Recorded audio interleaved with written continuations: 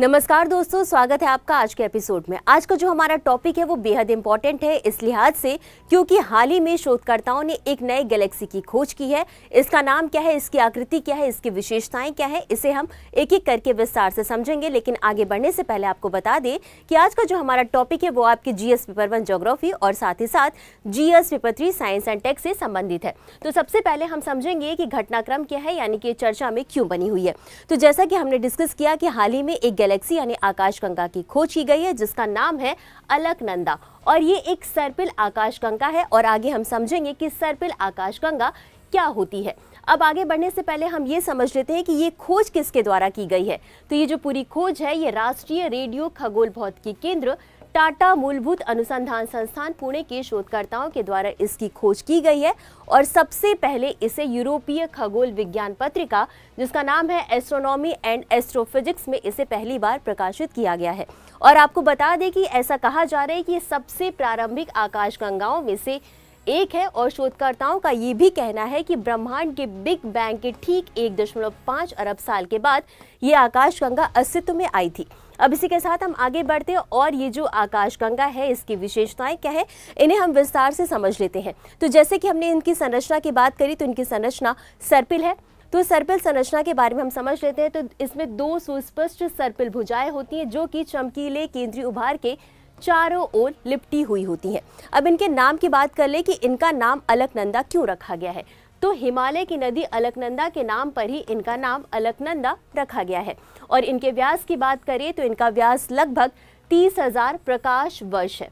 वहीं इससे पहले वैज्ञानिकों का ये मानना था कि पहले जो भी आकाशगंगा थी यानी कि प्रारंभिक जो आकाशगंगा थी उनका कोई आकार नहीं होता था, उनका कोई स्ट्रक्चर नहीं होता था, वो अव्यवस्थित होती थी, गुच्छेदार होती थी और उनकी संरचनाहीन होती थी यानी कि उनका कोई संरचना नहीं होता था। लेकिन ये जो खोज हुई है ये लगभग 12 अरब प्रकाश वर्ष दूर स्थित है सर्पिल आकाशगंगा।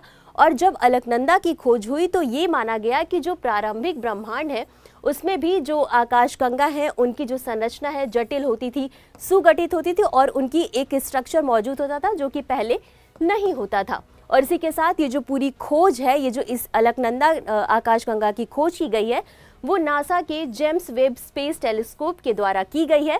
और ये क्या होता है इसके बारे भी हम विस्तार से समझेंगे। तो इसी के साथ आगे बढ़ते हैं और समझ लेते हैं इस टेलीस्कोप के बारे में। तो जैसा कि नाम आप देख सकते हैं कि इसका नाम है जेम्स वेब स्पेस टेलीस्कोप और इसके द्वारा ही अलकनंदा आकाशगंगा की खोज की गई है। अब इसे नासा ने यूरोपीय अंतरिक्ष एजेंसी और कनाडाई अंतरिक्ष एजेंसी के साथ मिलकर इसके विकास का नेतृत्व किया है। और आपको बता दें कि सबसे शक्तिशाली वेधशाला उपकरण है। अब लॉन्च की बात कर लेते हैं कि इसे लॉन्च कब किया गया था। तो इसे लॉन्च किया गया था 25 दिसंबर 2021 को और इसे एक रॉकेट के जरिए प्रक्षेपित किया गया था।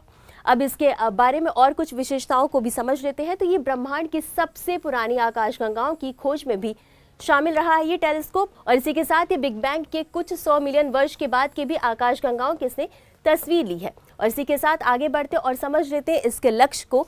तो इसका ये जो टेलीस्कोप है इसके लक्ष्य को 4 भागों में विभाजित किया गया है और इन चारों चरणों को हम एक एक करके समझ लेते हैं।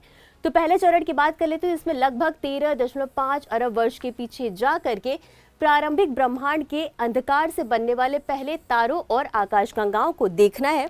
उसके बाद दूसरे चरण में इसमें सबसे धुंधली प्रारंभिक आकाशगंगाओं की तुलना आज की जो भव्य सर्पिल आकाशगंगा है उससे करना है, यानी कि पहले की आकाशगंगा और वर्तमान में जो खोज हुई आकाशगंगा उनमें क्या डिफरेंस है, क्या अंतर है उसको समझना है। और इसके बाद तारे और ग्रह प्रणालियां कहाँ जन्म ले रही हैं इसको भी समझना है।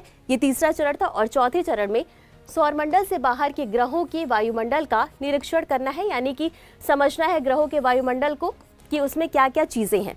और इसी के साथ आगे बढ़ते हैं और अब हम समझेंगे आकाशगंगा के बारे में कि आकाशगंगा होती क्या है। तो दरअसल ये गैस, धूल, डार्क मैटर और अरबों तारों और उनकी सौर प्रणालियों का एक विशाल संग्रह होता है आकाशगंगा। इसे आप ऐसे समझ सकते हैं कि मान लीजिए कोई राज्य हो और उसमें हजारों मकान है, लाखों मकान है, वैसा ही है आपका आकाशगंगा।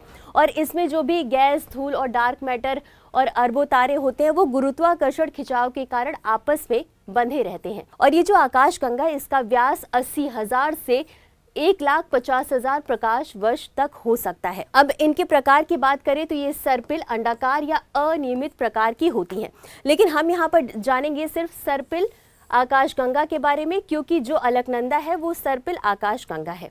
तो अब हम समझ लेते हैं सर्पिल आकाशगंगा के बारे में।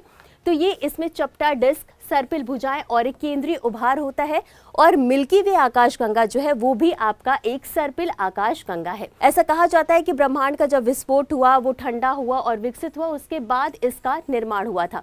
वहीं बिग बैंग के 1.5 अरब वर्ष बाद से ही ये मौजूद है। अब इतना समझने के बाद बारी है आज के अभ्यास प्रश्न को देखने की। तो प्रश्न भी हम समझ लेते हैं।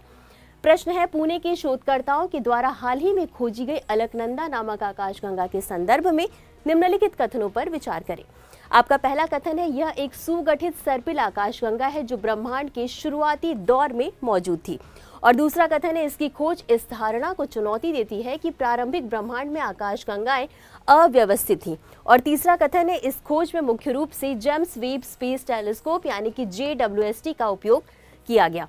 ऊपर दिए गए कथनों में से कौन सा या कौन से सही है? यह सही है। आपके ऑप्शंस हैं A केवल 1, B केवल 1 और 2, C केवल 2 और 3 या D 1, 2 और 3।